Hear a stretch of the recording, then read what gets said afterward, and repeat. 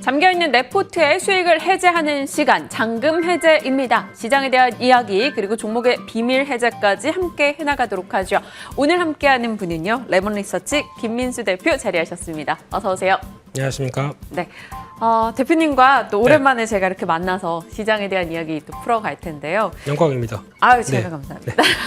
시장 지금 현황을 좀 볼게요. 저희가 이렇게 웃으면서 기분 좋게 시작할 수 있는 것도 양지수 모두 올라주고 있고 또 반도체 투톱의 강한 힘도 큰 이 긍정의 포인트를 주고 있는데 삼성전자 오늘 8만 전자 터치 가능하냐 뭐 이런 얘기도 많이 나와요. 지금 12월 들어서 외국인이 하루 빼고 계속 사고 있거든요.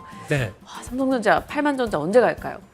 지금 현재가가 79,100원이네요. 1,000원짜리 드릴 테니까 8만 올려주셨으면 좋겠습니다. 그니까요. 외국인 쪽에서 매수세가 계속 들어오다 보니까 좀 힘내셨으면 좋겠고요. 이 정도면 그냥 1,000원이 뭐가 중요합니까? 8만 다음에 그 다음 자리까지 갈 수 있도록 변화가 나왔으면 좋겠는데 그중에 삼성전자를 볼 때 일단 마이크론 테크놀로지에서 보여줬던 업황에 대한 분위기나 삼성전자가 또 보여주고 있는 근데 솔직히 삼성전자보다 SK 하이닉스가 더 강하지 않나요?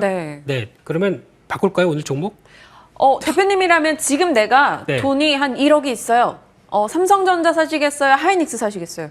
1억 일단 줘보시고요. 감사합니다.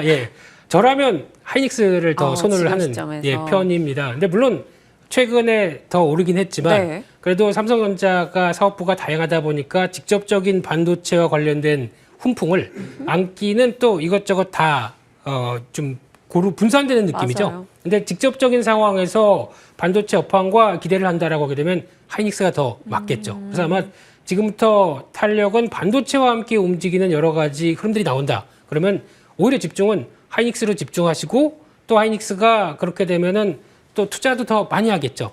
뭐 조금 이따가 말씀을 드리겠지만 그렇게 되면 그에 따라서 같이 연관될 수 있는 밸류체인 이쪽도 하이닉스를 더 챙기는 게 살짝 더 맞지 않나 생각이 들고 있습니다. 좋습니다. 하이닉스로 일단은 조금 더 무게를 실어주셨고요. 또 다른 오늘장에서 눈에 띄는 종목군들이 항공이나 카지노나 여행 뭐 이런 쪽인데요. 밤사이 뉴욕장에서도 리오프닝 재개 관련한 종목들의 강세가 좀 도드라졌습니다. 다만 이 항공주로 조금 좁혀서 얘기해보면 그저 많이 빠졌다라는 것에 대한 반발 매수 정도로 봐야 될까요? 뭐 의미 부여할 수 있을까요? 앵커님도 여행 가고 싶으시죠? 이렇게 추운 때는 동남아에서 햇살 받으면서 피나콜라다 이렇게 해야 되는데 못 가죠.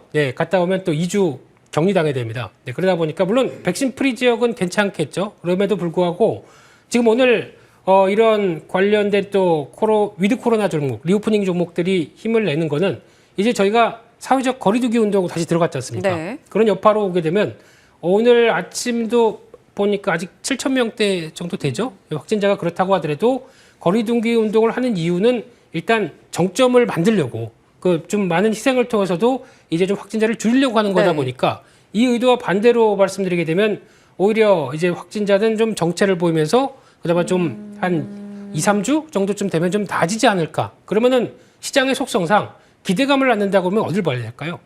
진단키트를 볼까요? 아니면 반대로 이런 리오프닝 쪽을 볼까요? 리오프닝 쪽. 그쪽이 맞지 않을까 싶습니다. 그래서 그쪽은 맞되 아직까지는 기대감에 따라서 움직이는 거고 또 뭐 당장 보여줄 실적은 없고 그러다 보니까 이런 심리를 이용하는 전략 쪽이죠. 그런 상황에서 뭐 서서히 진행하면서 대응하는 게 맞지 않나라는 쪽인데 그렇다고 여기가 이제 되겠어서 강하게 사게 되면 일단 또 대응이 안 됩니다. 이런 점도 체크하셨으면 좋겠습니다. 또 궁금한 게 오늘 대표님 모시고 참 궁금한 게 많은데요. 이 밤에 테슬라 또 리비안 이 전기차 종목들의 강세가 확인이 됐습니다. 이들 종목이 크게 떨어지면서 국내 2차 전지주가 연이틀 좀 같이 밀려나는 흐름이었는데 이쪽에서 또 올라주니까 일부 소재주들 상승을 보이고 있어요. 좀 구조적 성장을 한다라는 건 맞는데 뭐 대주주 과세 이런 거에서 개인들의 좀 매도 압박도 있는 것 같고 좀 많이 올랐다라는 꼬리표도 아직까지도 좀 달려있고 2차 전지 소재 지금 담아도 돼요? 아니면 그냥 매매 대응일까요? 정확하게는 소재죠? 뭐 셀 쪽 아니고 조금 장비 쪽 나눠서 아니고. 각각 답변 주실 수 있으면 더 좋고요. 오늘 되게 많은 걸 준비하셨네요. 짧은 시간 안에 다 말씀을 드려야 되는데 근데 결론적으로 보게 되면은 그래도 그나마 소재에 대한 변화는 여전히 긍정적인데 셀 쪽과 함께 나올 수 있는 변화는 일단은 내년 1월 27일인가요? 또 이제 LG 에너지 솔루션 상장이 되면서 네. 이 변화가 어떻게 될지 모르겠습니다. 즉 LG 에너지 솔루션이 상장하게 되면 시가총액 저 위쪽으로 들어가는데 그러면 뭐 패시브 자금들이라고 그러죠. 그리고 또 2차 전지 ETF를 구성하는 자금들도 그러면 나머지 2차 전지주를 정리하고 LG 에너지 솔루션을 살 수밖에 없고 네. 또 패시브 자금들은 LG 에너지 솔루션이 이만큼 들어와 있는데 나머지 종목들 정리하고 저걸 살 수밖에 없고 이런 현상이 들어오게 되면 약간 좀 복잡해지지 않나요? 네. 그런 쪽에서 LG화학을 그렇다고 LG 에너지 솔루션 지분 좀 갖고 있다고 그래서 긍정적으로 보기도 그렇고 이쪽은 이제 그냥 화학업체죠. 그러다 보니까 좀 복잡한 국면이 들어오는데 이럴 때는 잘 모르겠으면 안 하는 게 좋겠죠. 그래서 단기적으로 많이 빠졌던 종목들의 변화들은 좀 기대를 할 수 있는데 그 외에 나머지는 내년 1월 초 이후까지는 좀 지켜봐야 되겠다. 그래서 지금은 반등이 맞을 것 같습니다. 그런 쪽인데 나머지는 그때 불러주시면 그때 말씀드리겠습니다. 지속적으로 저희 같이 대표님과 ASL 나갈게요. 일단은 수급적인 변동 요인이 계속적으로 1월에 압박 요인으로 작용이 되기 때문에 그때까지는 조금 크게 의미 두지 않고 좀 지켜보자라는 대응의 영역이다라고 의견 주셨습니다. 자, 잔금 해제 저희 코너 본연의 종목 잔금 해제 하겠습니다. 자, 첫 번째 종목을 열어보면 네, APTC. 앞서 저희가 나눠봤던 얘기랑 조금 일맥상통한데요. 네. 오늘 또 얘기가 나왔어요. 뭐 어제부터 계속 되고 있는 건데 그냥 이런 표현이 등장을 했습니다. 메모리 반도체 겨울이 봄으로 바뀌고 있다라고 이야기가 들려왔고 밤사이 마이크론 10% 올랐고 조금 전에 말씀드렸다시피 하이닉스가 조금 더 탄력적으로 갈 수 있다 얘기 주셨는데 하이닉스가 투자 기조를 바꿨잖아요. 우리 네. 내년에 돈 많이 쓸 거야. 그래서 그렇죠. APTC가 더 주목받고 있는데 그래도 한 5거래일 동안 30% 가까이 올랐어요. 네. 그래도 괜찮나요? 좋으니까 올랐겠죠. 네. 그래서 지금 APTC라는 종목 보시면 처음 듣는데? 라고 하실 분도 많으실 겁니다. 근데 네. 보통 보면 SK 하이닉스 쪽으로 들어가는 밸류체인에 좀 밀접한 회사들이 그렇게 시장에 잘 알려지지 않았습니다. 오로스 테크놀로지. 장비 쪽이죠. 잘하시네요. 오션 브릿지. 네. 이런 회사들 같은 경우 그렇게 뚜렷하게 시장에서 부각을 받는 쪽이 좀 더 적었었죠. 네. 저희가 보통 아는 주성 엔지니어링 이런 회사와 좀 차이가 나게.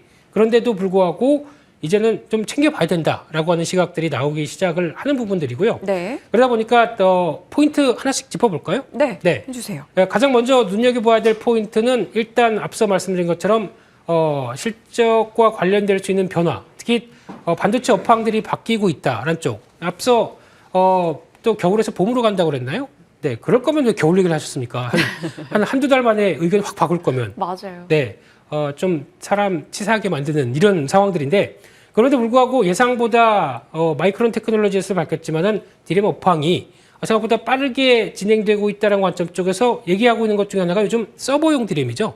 서버용 디램 생각보다 이제 뭐 메타버스도 할 거고 거기다가 블록체인 기술도 더 발달될 거고 하게 되면 우리 서버 과부하를 방지하기 위해서 계속 어떤 원활한 네트워킹을 위해서 서버 늘려야겠다 이런 상황들이 나오기 시작하죠. 그러다 보니까 여기서 나오는 게 서버용 디램의 수요는 줄지 않는다라는 관점들이고 그런 쪽에서 변화가 나오다 보니까 오히려 이런 디램 업황들은 생각보다 견조하다라는 관점들로 나오고 있는 상황들인데 네. 그런 쪽에서 나올 수 있을 때 변화들은 오히려 이런 장비 쪽에 대한 시각들은 훨씬 더 기대감을 높여갈 수 있겠다.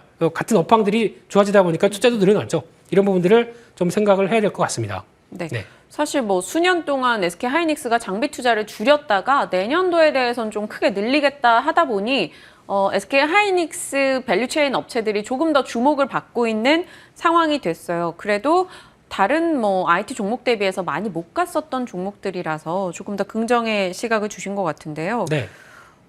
이 APTC가 SK 하이닉스양 매출 비중이 99%. 근데 다른 유진테크도 사실 하이닉스 바라기라고도 그렇죠. 하고 네. 이 많은 종목들에서 APTC가 제일 매력적이라고 보세요? 아니면 같이 가는 친구들일까요? 친구들과 사이좋게 가는 게 제일 좋겠죠. 그런데 단순 상승률만 4분기에 보게 되면 앞서 뭐 한 30% 올랐다고 하는데 주성 엔지니어링이 제일 많이 올랐죠. 70%. 네. 근데 주성 엔지니어링은 하는 것도 많다 보니까 태양광도 하고 하다 보니까 다 많은데 그 중에서 그래도 같은 매출 비중이라고 해도 가장 높게 쌓는 회사가 또 눈여겨볼 수 있는데 일단 APTC 같은 경우는 쉽게 말씀드리면 이 회사가 뭘 하느냐라고 봤었을 때 전공정 쪽이죠. 거기다가 식각 장비 관련된 쪽에 어떤 집중을 하고 있는 회사라고 보시면 될 것 같은데 이제 식각 뭐 노광 공정 뭐 이런 거 다 이제 쉬운 단어들이시죠. 이제 조금씩 익숙해지고 있죠. 네, 혹시나 만약에 또 참고하시려고 하게 되면 삼성의 반도체 백과사전이라고 하는 그 사이트가 있습니다. 삼성에서 참 친절하시네요. 여기를 보시게 되면 8대 공정 쭉 다 나와 있습니다. 레고를 통해서 얘기도 하고 있습니다. 이거 한번 보시면은 아 그렇구나 확인이 되실 것 같고요. 이게 중요한 공정이죠. 아마 8대 공정 중에서 한 30% 가까이를 차지하는 식각 공정에서 장비 특히 건식이 있고 습식이 있습니다. 네. 근데 과거에는 습식을 많이 썼는데 건식을 더 많이 쓰는 이유가 더 미세 공정이 되다 보니까 언제 또 습하게해서 말리고 막 그렇게 했습니까? 근데 건식으로 바로 처리를 한다는 쪽에서 공정이 까다롭고 비싸지만 이쪽으로 앞으로 가야 될 길이고 더 시장에서 관심이 높은 부분들이죠. 그래서 거기서 강점이 있다는 쪽에서 APTC에 대한 여러 가지 변화가 지금 나오고 있는 상황들인데 네. 그런 쪽에서 SK하이닉스가 내년에 투자를 지금 보니까 17조? 한 47% 늘릴 걸로 뭐 예상을 하고 있습니다. 그중에서 디램 쪽도 늘리는 것보다 낸드 쪽을 늘릴 가능성이 더 높다고 봐야 될 것 같고요. 낸드 쪽이 거의 뭐 80% 이상 늘어난다고 하는데 그럼 거기서 투자가 들어갔었을 때 나올 수 있는 변화를 또 끌고 가는 종목들이 어딜까라고 하게 되면 리포트에서 많이 나온 종목들이 앞서 말씀드렸던 회사들 네. 같은 경우에서도 APTC가 같이 나온다는 쪽이고요. 그러다 보니까 중국과 미국의 같이 그러니까 법인을 설립하기 시작합니다. 이렇다는 얘기는 SK하이닉스랑 똑같이 거기 증설할 때 들어가서 공급하겠다는 의미겠죠. 그런 기대감도 같이 있다라고 하게 되면 내년 실적 변화의 가능성 상당히 높다고 봐야 될 것 같습니다. 저희가 지금 이야기하고 있는 사이에 1% 미만의 강보합권에서 1% 이상으로 조금 돌려서 더 힘을 내고 있는 APTC인데요. 22,400원권 지나갑니다. 그럼 저희 목표 라인은 어느 정도까지 잡고 움직일까요? 일단 가격 전략 말씀드리기 전에 한 단기간에 한 30% 올랐다. 네. 그럼 어떤 생각이 드세요? 조금 부담스럽다.